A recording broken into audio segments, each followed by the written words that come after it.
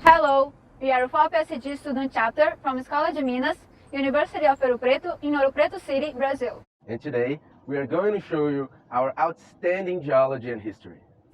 In this scenario, the Escola de Minas de Ouro Preto was founded in 1876 by Claude Henry Gorsex and was a pioneer in Brazil in geological, mineralogical, and metallurgical studies.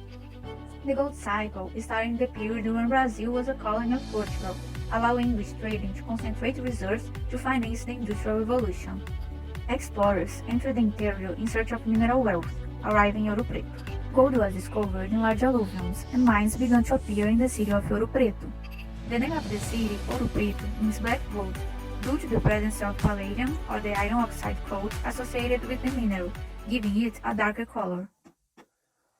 This is very interesting, but let's talk about a different history, geology. Our SEG is located in a famous Brazilian mineral province in the southeast of Brazil. The quadrilátero ferrífero, or iron quadrangle in English, that receives this name because its limits are composed by elevations with iron formations, which forms a square geometry.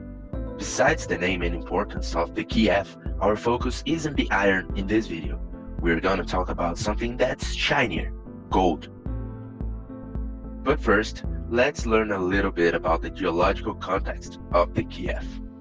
The Kiev is located in the southeast portion of the San Francisco Craton, as an ancient terrain is a result of many deformation events that changed the geological settings and are object of many different interpretations.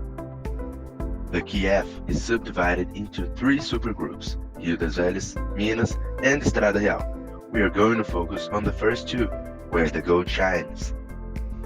The Rio das Velhas supergroup is a typical Archean greenstone belt, comprised basically by metavolcano sedimentary sequences that were metamorphosed under greenschist facies. This terrain is the locus of worldly important gold deposits, with a historical production of more than 1 million tons of gold, and still have the major production in Brazil. We can highlight the mines Morro Velho, Raposos, São Bento, and the two mines in active operation on Kiev, Córrego do Sítio and Cuiabá-Lamego complex. These deposits are classified as orogenic gold deposits, each one with their own particularities. Well, these mines are very important for the economy and development of Kiev region, but we want to take you to where our university is located, within the amazing Ouro Preto city. The gold mines of Ouro Preto are no longer being exploited, but on the contrary, they are now touristic mines. They represent small deposits of the Kiev that one day were responsible for the development of these cities, as Córrego do Sítio and Cuiabá-Lamego nowadays. Unlike the new Archean orogenic AU encompasses deposits, the gold deposits at Ouro Preto are hosted by Paleoproterozoic vertebrates, the famous iron ore in the Kiev, and quartzites from the Itabira and Caraça groups from Minas supergroup. This supergroup encompasses meta-sedimentary sequences deposited in a passive margin setting and metamorphosed under greenschist to amphibolite facies at reaction orogeny.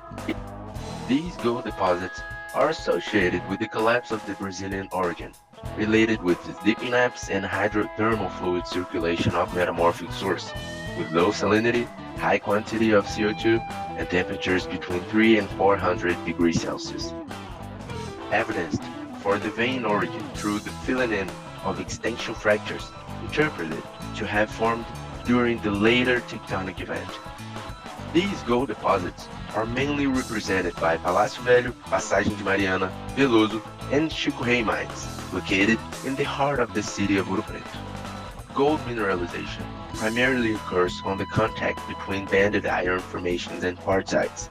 Most of the gold is concentrated in quartz veins and within shear zones in banded iron formations. The hydrothermal alteration is represented by restricted halos with halide, carbonate, garnet, tourmaline, and biotite.